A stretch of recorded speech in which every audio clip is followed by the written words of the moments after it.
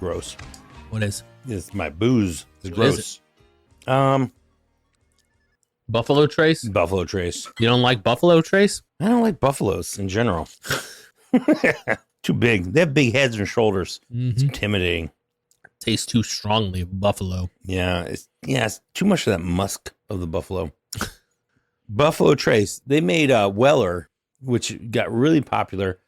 I'm just going to throw a number out there. 5 years ago, which was 2021. Yeah, COVID. Yeah. You're drinking Buffalo Trace over there and you do not care for it. I hate it. I feel like it is universally quite liked. Yeah. Well, so are strip clubs. That's true. But Buffalo Trace, it's a bourbon or it's a whiskey. It is. I believe it is a bourbon. It is the oldest distillery in the country. Maybe that's why. It's 100% just been sure. sitting there Yeah. for so long. Getting gross. Sitting there getting bad. You cut it with some tonic water, though. I did because it is not delicious on its own. Yeah, I just find that so weird. I mean, you drink so many different kinds of whiskey and bourbon, and that's just that one in particular that tastes bad to you. I'm also eating jalapeno beef jerky, so that could be part of it. Yeah. That could be a little bit of a effect on my taste buds. But I don't care for it. Buffalo Trace, Weller. We have red. We have green label. And they've been sitting on top of the cabinet for a while, and we just haven't really opened them. My brother loved them. There's a podcaster, if anyone wants to search it out, brought it up, the Weller, and how fantastic it was. Didn't really care for it myself. And we bought some for my brother for holidays when it was really hard to find. Rita was traveling around at the time. She'd stop in different places, and she'd go in. As soon as they got it delivered, if it was a Thursday delivery, first thing in the morning, they'd open up. It'd be gone by noon. So she would stop at different places, and she found a few places, and we were buying it quite often. And then I feel like it wore off. Yeah. And I feel it was kind of like one of those, I don't know if the microphones are picking up Rita on the four-wheeler out back. Yeah. She's out watering the plants. Popping wheelies. Yeah. Well, Weller's, I feel like, I remember people talking about it punching higher than the cost, like it tasted so much better than what the cost of it was. I remember tasting it and just being like, yeah, that seems about standard for me. Like there wasn't anything about it that seemed like it was incredible. Now, Pendleton, that was one that I don't even know if I would say that I thought it tasted good. It just tasted just very innocuous. Just kind of didn't really taste like a whole lot of anything. It was dangerous. Which is kind of what I'm looking for in my whiskeys. Just something very transparent. Yeah. I don't need the chocolate notes. Yeah. I don't need to taste the smokiness of my scotch. The peat. Yes. The mossy. Moss they talk burn. about, who wants that? Tastes like oak. I don't want to taste the tree. Yeah. I just want to be able to drink it. Yes. That's why I like vodka. It just tastes like potatoes.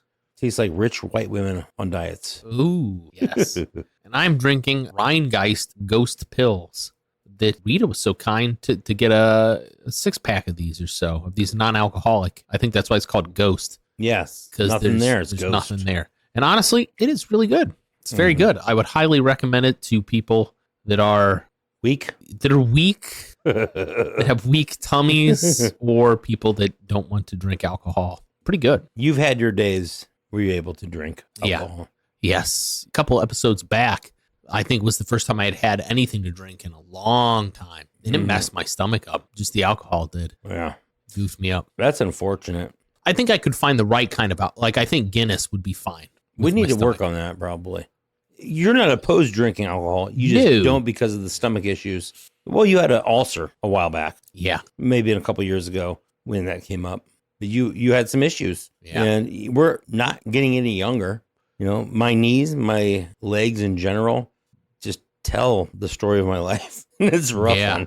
Well, speaking of joints, I had a lot of joint pain, but it was really because of the ulcer that I stopped drinking. And I had noticed after having not drank any alcohol for a couple months, that it was like all of my joint pain went away.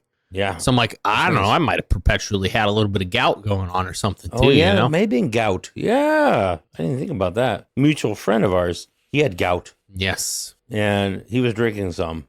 And that was probably the reason why he had the gout. Yeah. I mean, that was really the main reason why you get gout. Yeah. Oh, yeah. On to better things. Indeed. So Shelby, you came up with this topic, and I wasn't exactly sure what it meant when you said it's easier for you is not a reason someone else to do whatever it is. Oh, yeah. Have you ever had a situation in your life, let's say you're helping someone or teaching someone or working with someone, whatever it is, you're just around someone. I'm going to use a physical thing because my life's physical. And they say, it's easier for you to do this. I get this all the time. Whether it's digging a ditch or just something more technical, I've heard a lot where people say, oh, you make it look so easy, you just do it. Like, well, that's not the point. The point is not for me to do it. Because I've been doing this for now 30 years or so. You know, the same thing in construction. Mm-hmm. But it wasn't easy for me 30 years ago to do it. Is that I didn't maybe learn the techniques when I was younger. You know, some of it is, and I had your daughter the other day said to me, we're having lunch. It's your other daughter's birthday party. Mm-hmm. She said, your hands are so big. The littlest one. She said, your hands are so big. I was like, yeah, you know, your hands will be big too someday. And I don't want to break it to her that her hands will not be as big as mine. Yeah. If they are, that's weird. Yeah, it would be weird. And she said, your hands are so big. I'm like, yeah. And that's one of those things that it's a lifetime of work that's made my hands big.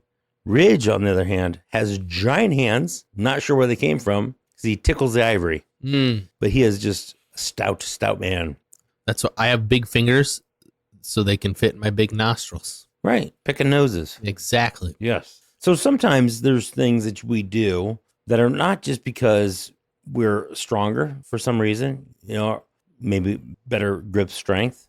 Sometimes we're just better at things because we've practiced at them. And when you aren't good at things, in my life, there's many things I'm not good at, but I'm good at practicing and becoming better at what I do. So sometimes it's not just about the strength. You know, if you look at the hand, you're thinking, oh, you have the strength in your hands to do this task. Well, sometimes it's about finesse. Do you like that word? Mm-hmm.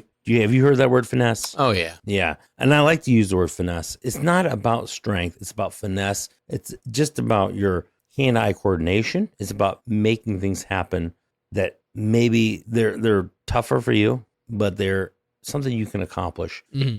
But what happens a lot is people say, oh, it's easier for you. That doesn't mean it's my job. That doesn't mean it's my task. You need to walk away, little bird, fly. Like, it's not just me doing it for you. Sometimes people need to take responsibility and say, you know what? It could be easier for someone else, but this is my job. This is my opportunity. Mm-hmm. And there's times where I'm conflicted with that because with computer issues, you know, I'll call Ridge and be like, hey, something's going on here. But I will exhaust other opportunities before I do that. You know, I'll check Google. I'll search it, try to figure things out. But it's really just giving up before you give it a chance. Yeah. That bugs me with people. And a lot of people do that. They give up before they even give it a chance because it's easier for someone else. And sure it is. It's sure everything we do is probably easier for someone else. But whether we want to inconvenience that person, that is the question. Because people say, oh, it's easier for you to do this. Well, it's easier for me to do it, yes. But what I'd rather do is show you how to do it. And then you're able to do it on your own. Right. You know? Don't just give the fish, teach the fish. And I like that, right? I mean, I think that is a very well-known saying. Give a man a fish and feed him for a day. Yeah. Give a man a fishing pole. Teach him how to fish. And teach him how to fish. He'll buy a boat and spend all his money on his boat. And he'll get the line tangled. His wife will get all pissed off. Yeah. He'll eat the fish and not cook it well enough and die. Yeah, yeah. But... And I agree with you. There's definitely cases, though, where somebody asks you for something or you're demonstrating something, and they are so, and I don't mean this is in a derogatory way, they're so inept at it, right? Like they're so confused about it. Well, let's use the word, and this is a word that I would like to become more mainstream and not offensive to people, ignorant. Yeah. Because that word became, I feel it was in the 90s, it became a word of just disdain and hatred to say that you are ignorant, but it's not. It just means you don't understand. Yeah. And there's a lot of things that I don't understand. You know, we talk about this audio equipment. We talk about editing, you know, and I'm ignorant. And that's not a bad thing. I don't feel bad about it, but it did become a 4-letter word, even though it's not 4 letters. Mm-hmm. It became a 4-letter word, ignorant. Yeah. You're just ignorant, incapable, or just not willing to try. And we all started out there. We were not good at everything. All we could do when we were born is take poops and drink milk. I was real good at that. Yeah. And we built from that. So good at that. Yeah. Still good at that. I still try. But, you know, there's some people that they're so ignorant. It is easier sometimes to just do the thing, right? Even if they don't ask you to do it. But I think what you're specifically talking about are people that can do it or should do it or are capable of doing it and are just wanting to either dodge responsibility or they don't want to spend the time or there's some other reason that they just feel like it's below them. The easy way out, maybe? Yeah. As well. The below them also, I think we should circle around to that at some point. Because I feel like I get that a lot. And in fact, I have some people that I work with that have literally said to me, well, I'm going to let you do that because you have more time. Oof. And I want to be like, excuse me? Yeah. I have more time. First off, a lot of these people I work with, I'm like, you're not paying me by the hour. If you're paying me by the hour, sure, then my time is worth something. But if you're not paying me by the hour, then it ends up being that I'm burning extra time that maybe I don't always have because it's taken away from my family. They'll try to justify it by saying, well, I don't really know what I'm doing, or you can do it quicker, or you can do it better. I don't have the time to do it right. Right. And I'm just like, are you kidding me? So that's what I hear a lot. Yeah. And it's fine if you are good at something. We can all be good at things. What am I the lowercase God of, Ridge? Doors. So today, this is a good example of this. Today, I had someone who asked me to set some doors. And it's not that they couldn't do it. It's just that they are limited on time. I am also limited on time. Really burn out when people ask me to do things. But he asked me to do this. And I said, you know what? You are a good person. I like you. You are legitimately need help. And I want to help you on this. But I will do this for you. So I went and set these just 4 doors, literally just 4 doors in a house. And he was amazed that I did it as fast as I did.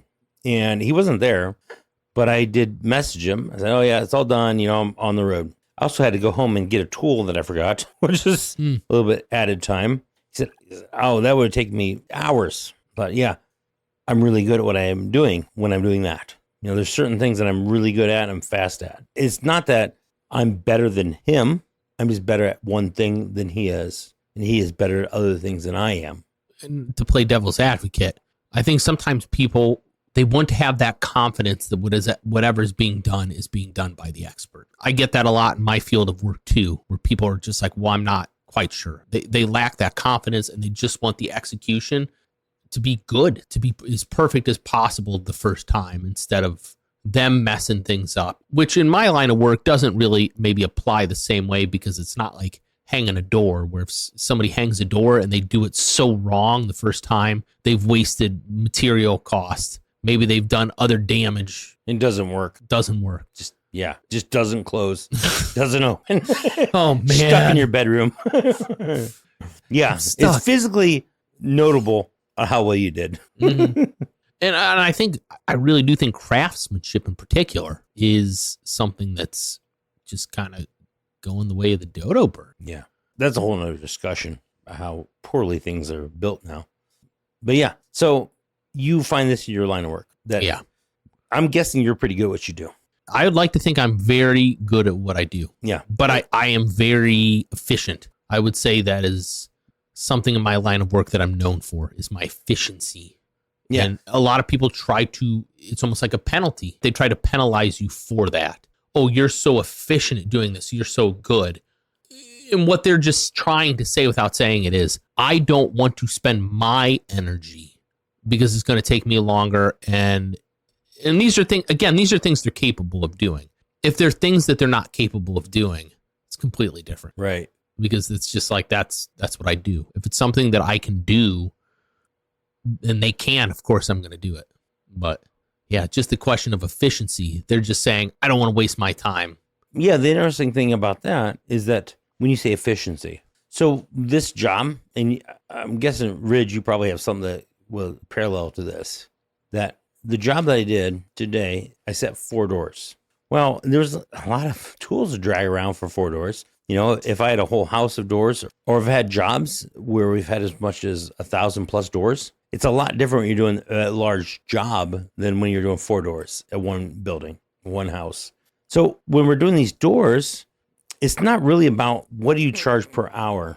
And I feel like that's where a lot of the misconceptions come is what's your hourly rate? It's like, well, no, it's not per hour. It's per item. It's our piecework. You know, when people talk about piecework versus hourly, like, I cannot charge you hourly for what I do with doors because first off, I'm not rich. So I'm not making a ton of money. I'm not living the lap of luxury because of the work that I'm doing. But also, I don't charge by the hour. I charge per the door. And that's so that I can make some money on what I'm doing because I'm good at it. And I can't run in there and say, oh, yeah, this much per hour. I set 4 doors today in 2 hours. That included setup and takedown and also running 25 minutes to go get a tool. You know, I'm setting doors in 15, 20 minutes, and I want to keep some of my humility, but also they were perfect. Yeah. It wasn't a matter of them, you know, just being set and that's done. They were set and they were set well. They had to be cut off. The jams had to be cut. The doors openings were too short. It was a little bit of a mess, but I got them done fast. And that's something I pride myself on. And also, it's not free. You know, my experience, I'm almost 50 years old. I'm not really meant to be setting doors anymore. My job is to manage people. It's really not to be doing that kind of work. When I go do it, though, I do a good job at it. And I do it efficiently. I do it fast. And I'm going to be compensated for it. Because you can hire someone who has a very low experience, pay them by the hour, $10 an hour, and you're going to pay them more than me. And you're going to complain possibly about what I'm charging. But also, it's less expensive than it is to have somebody who's not experienced doing it. Yeah. They aren't going to do a good job. Yeah. Yeah. And they're going to have to come back and redo it. It's going to cause headaches. It's going to be a problem. And it seems like a simple thing, like setting doors. Like, I'm sure there's people listening that are like, well, what's the big deal? It's like, yeah, well, go look at your door. Are the reveals even around them? Is there a gap underneath it for cold air return? If you don't have a cold air return in the room, there's a lot of things that go into doors that make them work out. Are they even the trim went on okay? Because the door was either centered and it closes properly against the stops. There's so many things that go into it.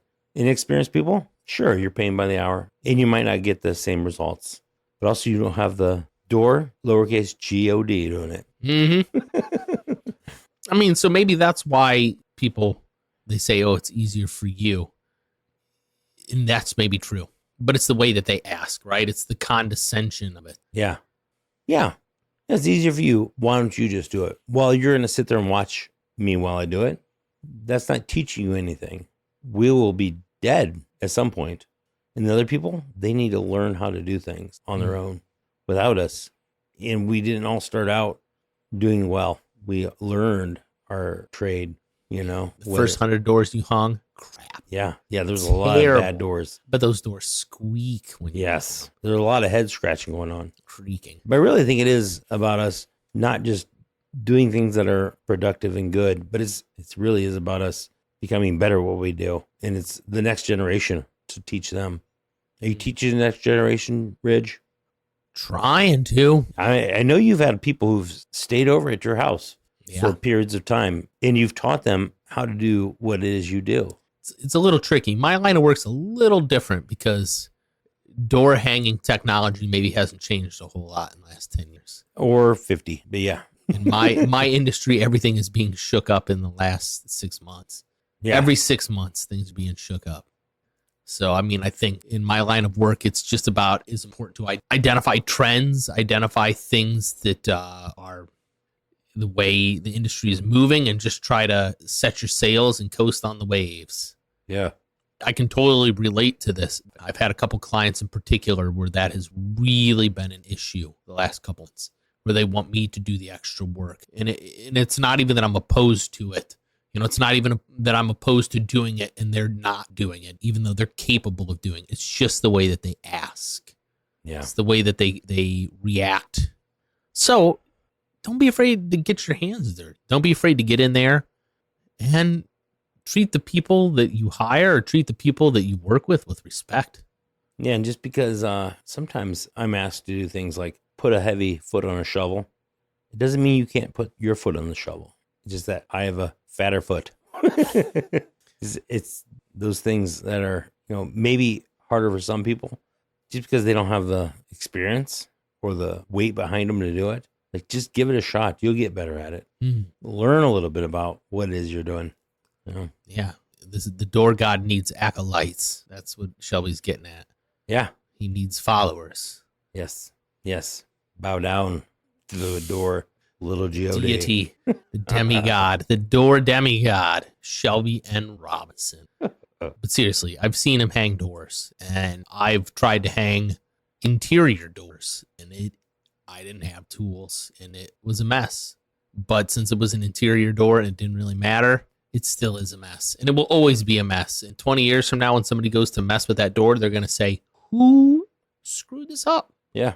Who didn't know what they were doing? This guy. Yeah. Also buy good tools. It doesn't help to pull up $300 worth of levels to set one door. That's also a little bit of the insider secret. Yes. Well, thank you for sharing this, for sharing insight into this. Yeah. Thank you, Ridge. Have a good night. You too.